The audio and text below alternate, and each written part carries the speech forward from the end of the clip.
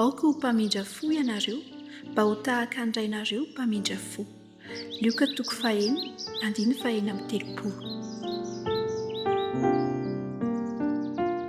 Ho tena mpiara-miasa amin'Andriamanitra ianao raha toka manana toetra feno famindrampo, izany hoe mamindra fo eo amin'ny manodidina sy eo amin'ny toerana misy atsika, sy ny hoe manana ny antsoina hoe hamoram-panahy.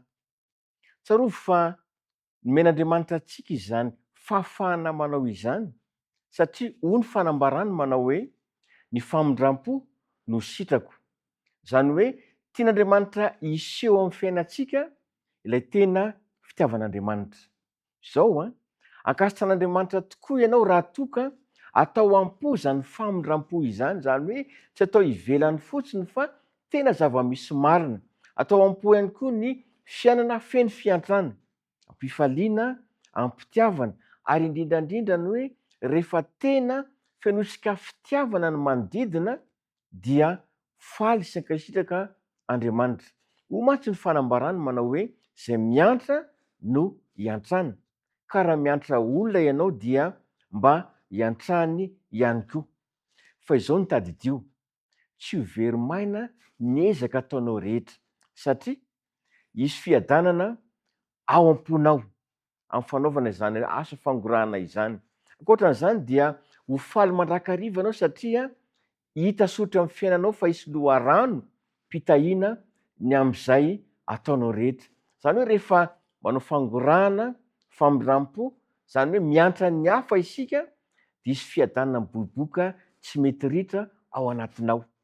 Ankoatran'izany dia ny hoe hifaly mandrakariva arakaraka ny anaovantsika soa amin'ny manodidina izany dia hisy fifaliana eo amin'ny fiainantsika.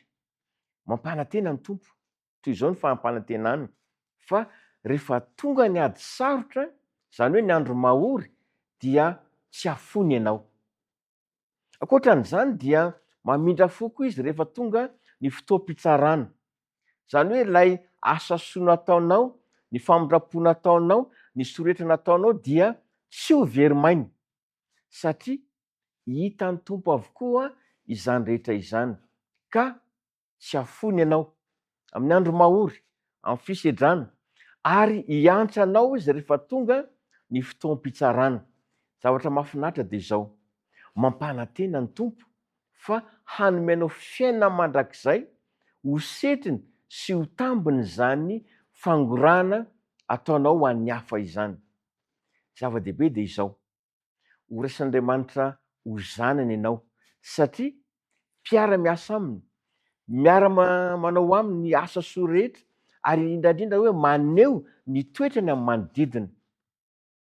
Tian'Andriamanitra ho aminao izany toetra feno alemem-panahy izany, ary izay indrindra no hanasako anao hiaraka hivavaka isika.